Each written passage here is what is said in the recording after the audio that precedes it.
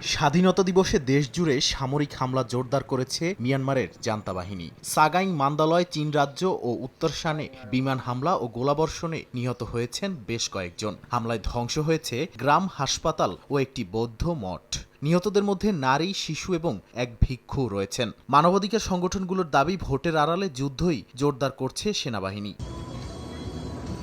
2021 সালের সামরিক অভ্যুত্থানের পর প্রথম ধাপের নির্বাচন শেষ করেছে মিয়ানমারের জান্তা সরকার। সরকারি ফল অনুযায়ী নিম্নকক্ষের 102টি আসনের মধ্যে 89টি জিতেছে জান্তা সমর্থিত দল ইউএসডিপি। তারা মোট আসনের 87% পেয়েছে। বাকি কয়েকটি গেছে ক্ষুদ্র জাতিগত দলগুলোর হাতে। এই পরিস্থিতিকে সেনা শাসনকে নতুন মোড়কে উপস্থাপনের কৌশল বলছেন পশ্চিমা কূটনীতিকরা।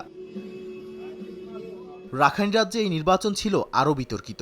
সিত্তে ও কিয়কফিউতে ভরাডুবি হয়েছে প্রভাবশালী রাখাইন নেতাদের। ডক্টর আইমং ও উবা শেনকে 3 গুণের বেশি ভোটে হারিয়েছে ইউএসডিপি প্রার্থীরা। স্থানীয়দের অভিযোগ, ভোটার উপস্থিতি কম থাকায় বেশিরভাগ ভোট পড়েছে সেনা ও প্রশাসনিক কর্মীদের। পুরো নির্বাচনের ফল আসবে 25 জানুয়ারির পর। তবে সংবিধান অনুযায়ী সেনাবাহিনীর জন্য সংরক্ষিত 25% আসন। তাই ভোটের ফল যাই হোক, ক্ষমতার চাবিকাঠি জান্তার হাতেই থাকছে বলে ধারণা করছেন সংশ্লিষ্টরা। বিদ্রোহী গোষ্ঠীগুলো এটিকে নির্বাচনের চেয়ে রাজনৈতিক প্রহসন হিসেবেই বেশি দেখছে। নাদিম মারজান, সময় সংবাদ।